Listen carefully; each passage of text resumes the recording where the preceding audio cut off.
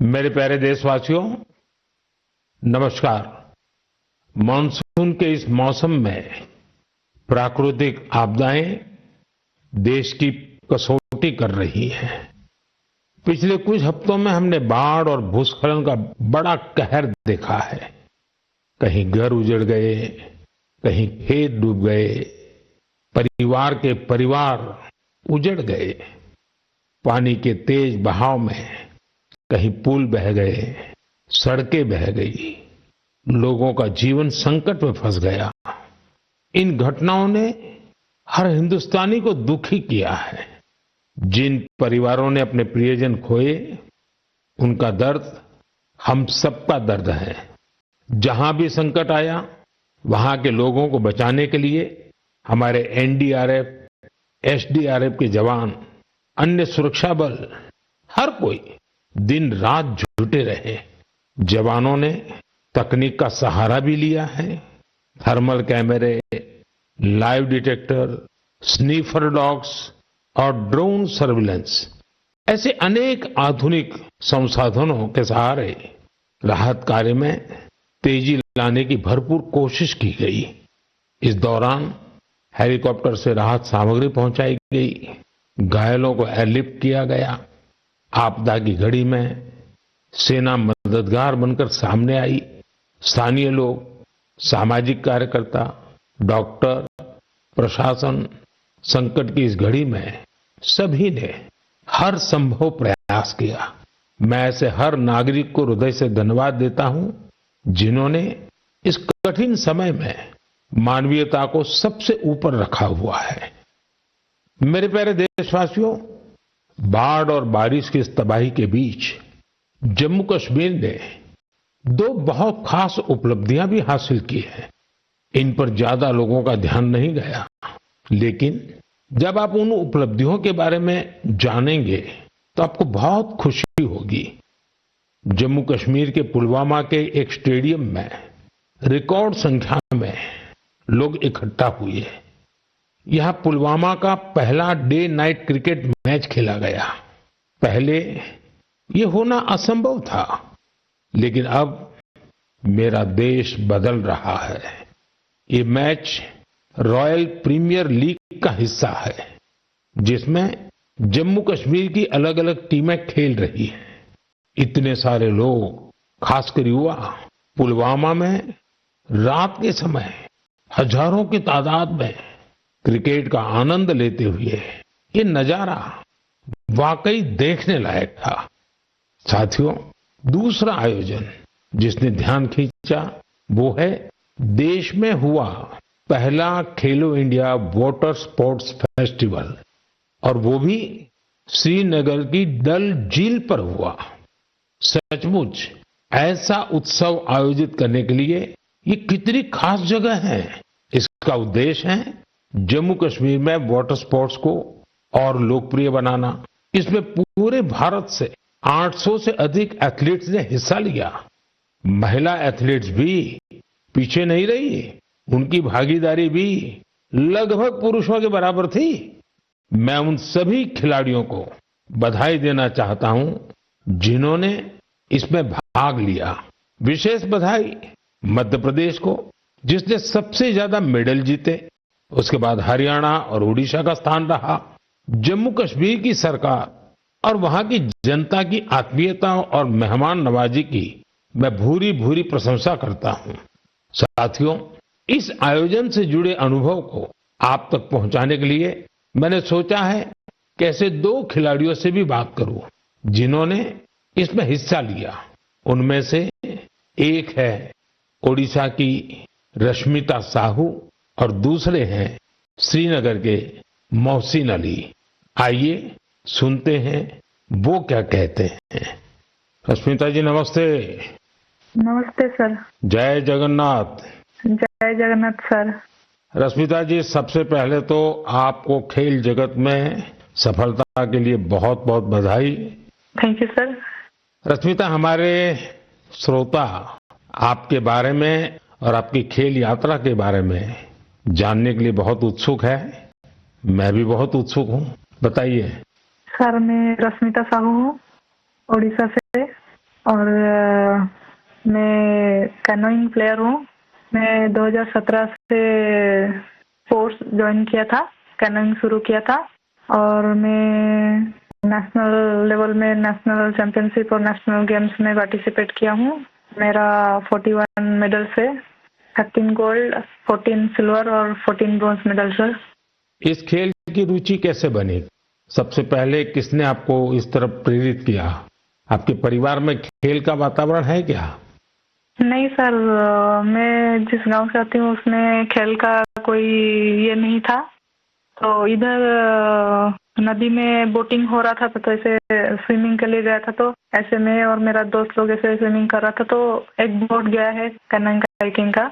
तो मेरे को उसके बारे में कुछ पता नहीं था, तो मैंने मेरा दोस्त को पूछा ये क्या है, तो दोस्त ने बताया कि उधर जगतपुर में साई स्पोर्ट्स सेंटर है, उसमें खेल का होता है, उसमें मैं भी जाने वाली हूँ। मेरे को बहुत इंटरेस्टिंग लगा। तो ये क्या है मुझे पता भी नहीं था, ये तो पानी में बच्चे लोग कैसे करते हैं, बोटिंग करते हैं। मैं उसको बोला कि मुझे भी जाना है, कैसे कैसे जाना है मुझे भी बताओ। तो उधर जाके बात करो बोला है। फिर मैं तुरंत घर में जाके पापा मेरे को जाना है, पापा मेरे को जाना है। फिर पापा लोग ठीक है लेके आया। उस टाइम ट्रायल तो नहीं था, फिर कोच लोग ने बोला कि ट्रायल फरवरी में होता है, फरवरी मार्च में, आप उस टाइम ट्रायल के टाइम में आ जाओ। फिर मैं ट्रायल के टाइम में आया। अच्छा रश्मिता, कश्मीर में हुए खेलो इंडिया वाटर स्पोर्ट्स फेस्टिवल में आपका स्वयं का अनुभव कैसा रहा? पहली बार कश्मीर गई थी? हाँ सर, मैं पहली बार कश्मीर गई थी। हम लोग को उधर फर्स्ट खेलो इंडिया वाटर स्पोर्ट्स फेस्टिवल आयोजित किया गया था। उसमें मेरा 2 इवेंट था, सिंगल 200 मीटर और 500 मीटर डबल में, और मैं दोनों में गोल्ड मेडल हासिल किया हूँ सर। अरे वाह, दोनों में ले आई हो। Yes sir. बहुत बहुत बधाई। Thank you sir. अच्छा रश्मिता, वाटर स्पोर्ट्स के अलावा आपकी क्या हॉबीज हैं? सर वाटर स्पोर्ट्स के अलावा सर मेरे को स्पोर्ट्स में मेरे को रनिंग बहुत अच्छा लगता है। जब भी मैं छुट्टी में जाती हूँ तब मैं रनिंग के लिए जाती हूँ। मेरा जो पुराना फील्ड है उधर मैं पहले थोड़ा सा फुटबॉल खेलना सीखी थी, तो उधर जब भी जाती थी मैं बहुत रनिंग करती हूँ और मैं फुटबॉल भी खेलती हूँ सर, थोड़ा बहुत। मतलब खेल आपके रगों में है? हाँ सर, मैं जब फर्स्ट क्लास से 10th क्लास तक जब स्कूल में था तो मैं जो भी पार्टिसिपेट करता था उसमें सब में फास्ट होता था, चैंपियन होता था सर। रश्मिता, जो लोग आपकी तरह खेलों में आगे बढ़ना चाहते हैं, अगर उनको कोई संदेश देना है तो आप क्या दोगी? सर बहुत सारे बच्चे, उनको घर से निकलना भी मना होता है, और लड़की हो बाहर में कैसे जाओगे, और किसी किसी का पैसा का दिक्कत की वजह से वो लोग खेल छोड़ रहे हैं। और ये जो खेलो इंडिया का स्कीम हो रहा है उसमें बहुत सारे बच्चों को पैसा का भी मदद मिलता है और बहुत सारे बच्चों को बहुत सारे हेल्प मिल रहा है, उसके वजह से बहुत सारे बच्चे आगे जा पा रहे हैं। और मैं बोलूँगी सबसे कि खेल को छोड़ो मत, खेल से बहुत आगे जा सकते हैं। तो खेल तो एक खेल है लेकिन उसमें शरीर का हर अंश स्वस्थ भी रहता है, और खेल को आगे लेके इंडिया को मेडल दिलवाना हमारा कर्तव्य है सर। चलिए रश्मिता जी, मुझे बहुत अच्छा लगा। आपको फिर से एक बार बहुत बहुत बधाई, और आपके पिताजी को भी मेरी तरफ से प्रणाम कहिएगा, क्योंकि उन्होंने इतनी कठिनाइयों के बीच में भी एक बेटी को आगे बढ़ने के लिए इतना प्रोत्साहन दिया। मेरी बहुत बहुत शुभकामनाएं हैं। धन्यवाद। Thank you sir. जय जगन्नाथ। जय जगन्नाथ सर। मोहसिन अली, नमस्ते। नमस्ते सर। मोहसिन जी, आपको बहुत बहुत बधाई और आपके उज्जवल भविष्य के लिए बहुत बहुत शुभकामनाएं। Thank you sir. मोहसिन, आपने पहले खेलो इंडिया वाटर स्पोर्ट्स इसका फेस्टिवल, और उसमें भी सबसे पहला गोल्ड मेडल जीतने वाले आपको कैसा लगा? सर बहुत ही खुश हूँ मैंने गोल्ड मेडल जीता है खेलो इंडिया में, जो पहली बार हुआ है यहाँ पर कश्मीर में। लोगों में क्या चर्चा है? बहुत ही चर्चा है सर, पूरी फैमिली खुश है अभी। आपके स्कूल वाले? स्कूल वाले भी सब खुश है। कश्मीर में सब बोलते हैं आप गोल्ड मेडलिस्ट हो। तो आप तो बड़े सेलिब्रिटी बन गए। सर अच्छा, वाटर स्पोर्ट्स की रुचि कैसे बनी और उसके फायदे क्या नजर आ रहे हैं आप? पहले बचपन में मैंने देखा वो बोट चलती हुई वहाँ पर डल लेक में, पापा ने बोला आप करोगे? हाँ मुझे भी शौक है। मैं भी फिर गया वहाँ पर सेंटर में मैडम के पास, फिर मैम ने मुझे सिखाया, बिल्किस मैम ने। अच्छा मोहसिन, पूरे देश के लोग आए थे, पहली बार वाटर स्पोर्ट्स का कार्यक्रम हुआ और वो भी श्रीनगर में हुआ, वो भी डल झील में हुआ। इतने सारे देश के लोग आए तो वहां के लोगों को क्या फील होता था? बहुत ही खुशी है सर, सब बहुत अच्छी जगह है, पूरा अच्छा है, यहाँ पर फैसिलिटी सब कुछ अच्छी है, सब यहाँ पर सब कुछ अच्छा रहा खेलो इंडिया में। तो आप कहीं खेलने के लिए कश्मीर के बाहर गए हैं कभी? इससे मैं भोपाल गया हूँ, गोवा गया हूँ, केरला गया हूँ, हिमाचल गया हूँ। अच्छा, फिर आप तो पूरा हिंदुस्तान देख लिए है। Yes sir. अच्छा, इतने सारे खिलाड़ी वहां आए थे, यस सर। तो नए दोस्त बनाए कि नहीं बनाए? सर बहुत दोस्त बना दिए, एक साथ भी घूमे हम यहाँ पर, डल लेक में, लाल चौक में, पूरे जगह घूमे हम सर, पहलगाम भी गए थे। यस सर, पूरी जगह। देखिए, मैंने तो देखा है कि जम्मू कश्मीर में स्पोर्ट्स टैलेंट बड़ा गजब का है जी। Yes sir. हमारे जो जम्मू कश्मीर के नौजवान है, वो देश का नाम रोशन करे, इतना सामर्थ्य है उनके अंदर, और आपने करके दिखाया है। सर मेरा ड्रीम है ओलंपिक में मेडल जीतना, वही ड्रीम है। वाह, शाबाश। वही ड्रीम है सर। देखिए, आपसे सुन करके ही मेरे तो रोंगटे खड़े हो गए। सर अभी वही ड्रीम है मेरा, ओलंपिक में मेडल जीतना, देश के लिए नेशनल एंथम बजाना, बस वही ड्रीम है मेरा। मेरे देश का एक मजदूर परिवार का बेटा इतने बड़े सपने देखता है, मतलब ये देश बहुत आगे बढ़ने वाला है। सर बहुत आगे बढ़ने वाला है, हम शुक्रगुजार है इंडिया गवर्नमेंट का, जिनने इतना यहाँ पर खेलो इंडिया के यहाँ पर पहली बार हुआ है सर। तभी तो तुम्हारा स्कूल में भी जय जयकार चलता होगा। Yes sir. चलिए मोहसिन, मुझे बहुत अच्छा लगा आपसे बात करके, और मेरी तरफ से आपके पिताजी को विशेष रूप से मेरा धन्यवाद करना, क्योंकि उन्होंने मजदूरी की जिंदगी जी करके भी आपकी जिंदगी बनाई है, और आपने अपने पिताजी के शब्दों पर बिल्कुल आराम किए बिना 10 साल तक तपस्या की है। ये खिलाड़ी के लिए बहुत बड़ी प्रेरणा होती है, और आपके कोच को भी मैं बहुत बधाई देता हूं कि जिन्होंने आपके पीछे इतनी मेहनत की। मेरी तरफ से बहुत बहुत शुभकामनाएं, बहुत बहुत बधाई भैया। Thank you sir. नमस्कार सर। जय हिंद। साथियों, एक भारत श्रेष्ठ भारत की भावना देश की एकता, देश के विकास के लिए बहुत जरूरी है, और निश्चित तौर पर खेल इसमें बड़ी भूमिका निभाते हैं। और इसलिए ही तो मैं कहता हूं, जो खेलता है वो खिलता है। हमारा देश भी जितनी टूर्नामेंट खेलेगा उतना खेलेगा। आप दोनों खिलाड़ियों को, आपके साथियों को मेरी बहुत बहुत शुभकामनाएं। मेरे प्यारे देशवासियों, आपने यूपीएससी का नाम तो जरूर सुना होगा। ये संस्था देश की सबसे कठिन परीक्षाओं में से एक सिविल सर्विसेज का एग्जाम भी लेती है। हम सब ने सिविल सर्विसेज के टॉपर्स की प्रेरणादायी बातें अनेक बार सुनी है। ये नौजवान कठिन परिस्थितियों में पढ़ाई के बाद अपनी मेहनत से इस सर्विस में जगह पाते हैं। लेकिन साथियों, यूपीएससी की परीक्षा की एक सच्चाई और भी है। हजारों ऐसे उम्मीदवार भी होते हैं जो बेहद काबिल होते हैं। उनकी मेहनत भी किसी से कम नहीं होती, पर मामूली अंतर से वो अंतिम सूची तक नहीं पहुंच पाते। इन उम्मीदवारों को दूसरी परीक्षाओं के लिए नए सिरे से तैयारी करनी पड़ती है। इसमें उनका समय और पैसा दोनों खर्च होता था। इसलिए अब ऐसे होनहार विद्यार्थियों के लिए भी एक डिजिटल प्लेटफॉर्म बनाया गया है, और इसका नाम है प्रतिभा सेतु।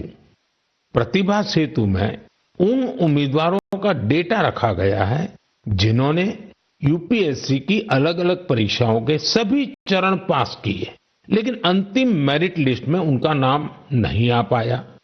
इस पोर्टल पर 10,000 से ज्यादा ऐसे होनहार युवाओं का डेटा बैंक मौजूद है। कोई सिविल सर्विस की तैयारी कर रहा था, कोई इंजीनियरिंग सर्विस में जाना चाहता था, कोई मेडिकल सर्विसेज के हर पड़ाव को पार कर चुका था, लेकिन फाइनल में उसका सिलेक्शन नहीं हुआ। ऐसे सभी उम्मीदवारों की जानकारी अब प्रतिभा सेतु पोर्टल पर उपलब्ध कराई जा रही है। इस पोर्टल से प्राइवेट कंपनियां इन होनहार स्टूडेंट्स की जानकारी लेकर उन्हें अपने यहां नियुक्ति दे सकती हैं। साथियों, इस प्रयास के नतीजे भी आने लगे हैं। सैकड़ों उम्मीदवारों को इस पोर्टल की मदद से तुरंत नौकरी मिली है और वो युवा जो मामूली अंतर से रुक गए थे, अब नए आत्मविश्वास के साथ आगे बढ़ रहे हैं। मेरे प्यारे देशवासियों, आज पूरी दुनिया का ध्यान भारत की तरफ है। भारत में छिपी संभावनाओं पर दुनिया भर की नजर है। इसी से जुड़ा एक सुखद अनुभव मैं आपसे साझा करना चाहता हूं। आपको पता है कि आजकल पॉडकास्ट का बहुत फैशन है। विभिन्न विषयों से जुड़े पॉडकास्ट को भांति भांति के लोग देखते और सुनते हैं। बीते दिनों मैं भी कुछ पॉडकास्ट में शामिल हुआ था। ऐसा ही एक पॉडकास्ट दुनिया के बहुत फेमस पॉडकास्टर लेक्स फ्रीडमैन के साथ हुआ था। उस पॉडकास्ट में बहुत सारी बातें हुई और दुनिया भर के लोगों ने उसे सुना भी। और जब पॉडकास्ट पर बात हो रही तो बातों बातों में ऐसे ही मैंने एक विषय उठाया था।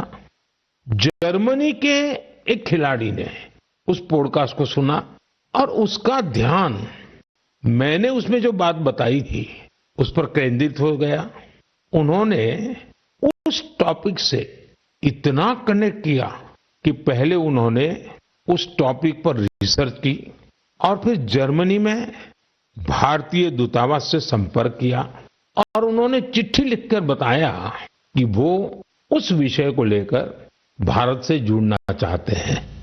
आप सोच रहे होंगे कि मोदी जी ने पॉडकास्ट में ऐसा कैसा विषय कह दिया जो जर्मनी के खिलाड़ी को प्रेरित कर गया। ये कौन सा विषय था? मैं आपको याद कराता हूं। मैंने पॉडकास्ट में बातों बातों में मध्य प्रदेश के शहडोल के फुटबॉल के क्रेज से जुड़ा एक गांव का वर्णन किया था। दरअसल 2 साल पहले मैं शहडोल गया था। वहां के फुटबॉल प्लेयर से मिला था। पॉडकास्ट के दौरान एक सवाल के उत्तर में मैंने शहडोल के फुटबॉल खिलाड़ियों का भी जिक्र किया था।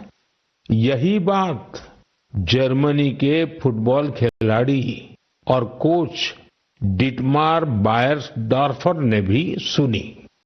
शहडोल के युवा फुटबॉल खिलाड़ियों की लाइफ जर्नी ने उन्हें बहुत प्रभावित और प्रेरित किया। सही में किसी ने कल्पना भी नहीं की थी कि वहां के प्रतिभाशाली फुटबॉल खिलाड़ी दूसरे देशों का ध्यान अपनी ओर आकर्षित करेंगे।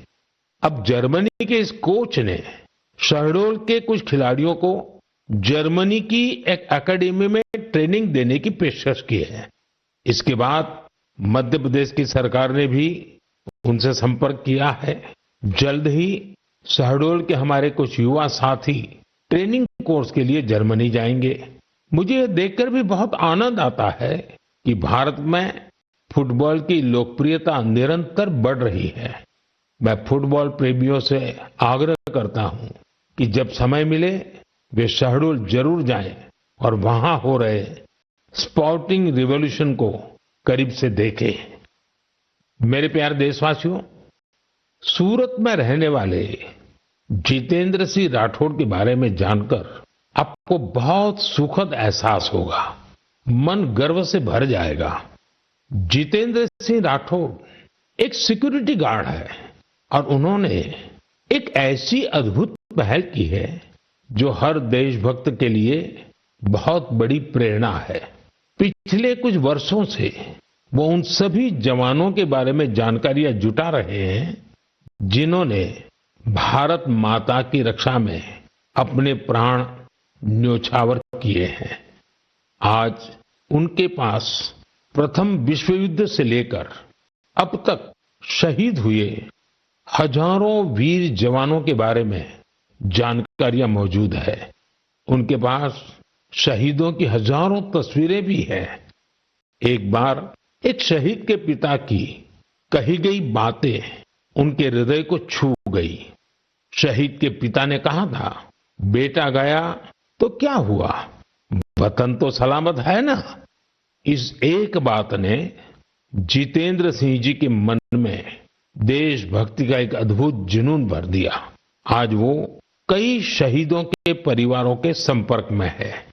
उन्होंने करीब 2,500 शहीदों के माता पिता के चरणों की मिट्टी भी अपने पास लाकर रखी है। ये सशस्त्र बलों के प्रति उनके गहरे प्रेम और जुड़ाव का जीवंत उदाहरण है। जितेंद्र जी का जीवन हमें देशभक्ति की वास्तविक सीख देता है। मेरे प्यारे देशवासियों, आजकल आपने देखा होगा अक्सर घर की छतों पर, बड़ी इमारतों पर, सरकारी दफ्तरों में सोलर पैनल चमकते हुए दिखाई देते हैं। लोग अब इसके महत्व को समझ रहे हैं और खुले मन से अपना रहे हैं। हमारे देश पर सूर्यदेव की इतनी कृपा है तो क्यों न उनकी दी हुई उस ऊर्जा का पूरा उपयोग करें। साथियों, सोलर पावर से किसानों की जिंदगी भी बदल रही है। वही खेत, वही मेहनत, वही किसान, लेकिन अब मेहनत का फल कहीं ज्यादा है। ये बदलाव आ रहा है सोलर पंप से और सोलर राइस मिल से।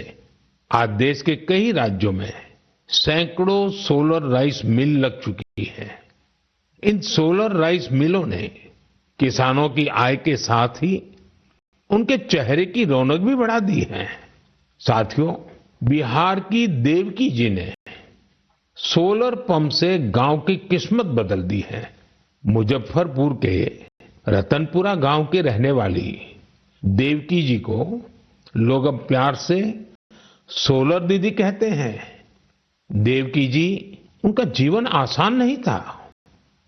कम उम्र में शादी हो गई, छोटा सा खेत, 4 बच्चों की जिम्मेदारी और भविष्य की कोई साफ तस्वीर नहीं। लेकिन उनका हौसला कभी टूटा नहीं। वो एक सेल्फ हेल्प ग्रुप से जुड़ी और वहीं उन्हें सोलर पंप के बारे में जानकारी मिली। उन्होंने सोलर पंप के लिए प्रयास शुरू किए और उसमें सफल भी रही।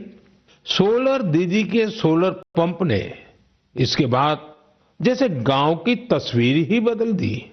जहां पहले कुछ एकड़ में जमीन की सिंचाई हो पाती थी, अब सोलर दीदी के सोलर पंप से 40 एकड़ से ज्यादा क्षेत्र में पानी पहुंच रहा है।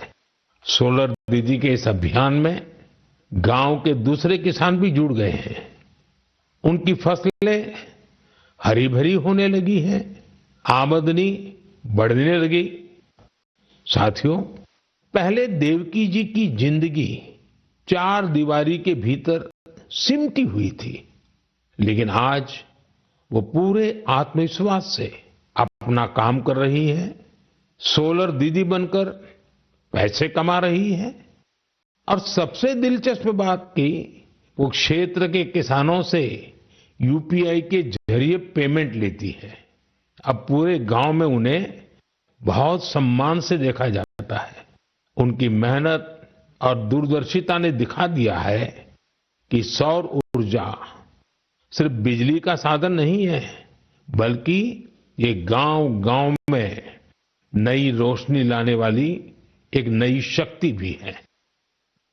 मेरे प्यारे देशवासियों, 15 सितंबर को भारत के महान इंजीनियर मोक्षगुंडम विश्वेश्वरैया जी का जन्मदिन होता है। उस दिन को हम इंजीनियर्स डे के रूप में मनाते हैं। इंजीनियर सिर्फ मशीन नहीं बनाते, वे सपनों को हकीकत में बदल देने वाले कर्मयोगी होते हैं। मैं भारत के हर इंजीनियर की सराहना करता हूं, उन्हें अपनी शुभकामनाएं देता हूं। साथियों, सितंबर में ही भगवान विश्वकर्मा की पूजा का पवित्र अवसर भी आने वाला है। 17 सितंबर को विश्वकर्मा जयंती है। ये दिन हमारे उन विश्वकर्मा बंधुओं को भी समर्पित है जो पारंपरिक शिल्प, कौशल और ज्ञान विज्ञान को अनवरत एक पीढ़ी से दूसरी पीढ़ी तक पहुंचा रहे हैं। हमारे सुतार, लोहार, सोनार, कुम्हार, मूर्तिकार, बढ़ई मिस्त्री हमेशा से भारत की समृद्धि की बुनियाद रहे हैं। हमारे इन विश्वकर्मा बंधुओं की मदद के लिए ही सरकार ने विश्वकर्मा योजना भी चलाई है। साथियों, अब मैं आपको एक ऑडियो रिकॉर्डिंग सुनाना चाहता हूं। तो ये जो मानपत्र में आपने लिखा है, ये स्टेटों के बारे में मैंने जो कुछ किया या हैदराबाद के बारे में हमारी गवर्नमेंट ने जो कुछ किया, ठीक है किया, लेकिन आप जानते हैं कि हैदराबाद का किस्सा इस तरह से हमने किया, उसमें कितनी मुसीबत थी। सब स्टेटों के साथ, सब प्रिंसेस के साथ हमने वायदा दिया था कि भाई कोई प्रिंस का, कोई राजा का हम अलग फैसला नहीं करेंगे, सबका एक हिसाब, जैसे सबका होता है ऐसा उनका भी। लेकिन उनके लिए हमने वहां तक अलग समझौता किया। साथियों, ये आवाज लौह पुरुष सरदार वल्लभ भाई पटेल की है। हैदराबाद की घटनाओं पर उनके स्वर में जो पीड़ा है, उसे आप महसूस कर सकते हैं। अगले महीने सितंबर में हम हैदराबाद लिबरेशन डे भी मनाएंगे। ये वही महीना है जब हम उन सभी वीरों के साहस को याद करते हैं जिन्होंने ऑपरेशन पोलो में हिस्सा लिया था। आप सबको मालूम है कि जब अगस्त 1947 में भारत को आजादी मिली तो हैदराबाद अलग ही स्थिति में था। निजाम और रजाकारों के अत्याचार दिन ब दिन बढ़ते जा रहे थे। तिरंगा फहराने या वंदे मातरम कहने पर भी मौत के घाट उतार दिया जाता था। महिलाओं और गरीबों पर अत्याचार किए जाते थे। उस समय बाबा साहब आम्बेडकर ने भी चेतावनी दी थी कि ये समस्या बहुत बड़ी बनती जा रही है। आखिरकार सरदार पटेल ने मामले को अपने हाथ में लिया। उन्होंने सरकार को ऑपरेशन पोलो शुरू करने के लिए तैयार किया। रिकॉर्ड समय में हमारी सेनाओं ने हैदराबाद को निजाम की तानाशाही से आजाद कराया और उसे भारत का हिस्सा बनाया। पूरे देश ने इस सफलता का उत्सव मनाया। मेरे प्यारे देशवासियों, आप दुनिया के किसी भी कोने में चले जाएं, वहां आपको भारतीय संस्कृति का प्रभाव देखने को जरूर मिलेगा। और ये प्रभाव केवल दुनिया के बड़े शहरों तक सीमित नहीं है, बल्कि इसे छोटे छोटे शहरों में भी देखा जा सकता है। इटली के एक छोटे से शहर कैंप रोतोंडो में ऐसा ही देखने को मिला है। यहाँ महर्षि वाल्मीकि जी की प्रतिमा का अनावरण किया गया।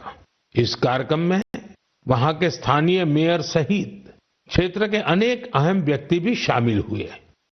कैंप रोतोंडो में रहने वाले भारतीय मूल के लोग महर्षि वाल्मीकि जी की प्रतिमा लगने से बहुत खुश हैं। महर्षि वाल्मीकि के संदेश हम सभी को बहुत प्रेरित करते हैं। साथियों, इस महीने की शुरुआत में कनाडा के मिसिसागा में प्रभु श्री राम की 51 फीट ऊंची प्रतिमा का भी अनावरण किया गया है। इस आयोजन को लेकर लोगों में बहुत उत्साह था। सोशल मीडिया पर प्रभु श्री राम की भव्य प्रतिमा के वीडियोज खूब शेयर किए गए। साथियों, रामायण और भारतीय संस्कृति के प्रति ये प्रेम अब दुनिया के हर कोने में पहुंच रहा है। रूस में एक मशहूर स्थान है व्लादिवोस्तोक। बहुत से लोग इसको ऐसी जगह के रूप में जानते हैं जहां सर्दियों में तापमान -20 से -30 डिग्री सेल्सियस तक गिर जाता है। इस महीने व्लादिवोस्तोक में एक अनूठी प्रदर्शनी लगी। इसमें रूसी बच्चों द्वारा रामायण की अलग अलग थीम पर बनाई गई पेंटिंग्स को भी शोकेस किया गया। यहाँ पर एक कंपटीशन का भी आयोजन हुआ। दुनिया के अलग अलग हिस्सों में भारतीय संस्कृति के प्रति बढ़ती जागरूकता देखकर वाकई बहुत प्रसन्नता होती है। मेरे प्यारे देशवासियों, मन की बात में इस बार इतना ही। इस समय देश भर में गणेश उत्सव की धूम है। आने वाले दिनों में बहुत सारे त्योहारों की रौनक होगी। उन त्योहारों में आपको स्वदेशी की बात कभी भी भूलनी नहीं है। उपहार वही जो भारत में बना हो, पहनावा वही जो भारत में बुना हो, सजावट वही जो भारत में बने सामान से हो, रोशनी वही जो भारत में बनी झालरों से हो, और भी ऐसा बहुत कुछ। जीवन की हर जरूरत में सब कुछ स्वदेशी हो। गर्व से कहो ये स्वदेशी है, गर्व से कहो ये स्वदेशी है, गर्व से कहो ये स्वदेशी है। इस भाव को लेकर हमें आगे चलना है। एक ही मंत्र, वोकल फॉर लोकल। एक ही रास्ता, आत्मनिर्भर भारत। एक ही लक्ष्य, विकसित भारत। साथियों, इन खुशियों के बीच आप सभी स्वच्छता पर जोर देते रहें, क्योंकि जहां स्वच्छता है वहां त्योहारों का आनंद भी और बढ़ जाता है। साथियों, मन की बात के लिए मुझे इसी तरह बड़ी संख्या में अपने संदेश भेजते रहिए। आपका हर सुझाव इस कार्यक्रम के लिए बहुत महत्वपूर्ण है। अपना फीडबैक मुझ तक जरूर पहुंचाते रहें। अगली बार जब हम मिलेंगे तो और भी नए विषयों की चर्चा होगी। बहुत बहुत धन्यवाद। नमस्कार।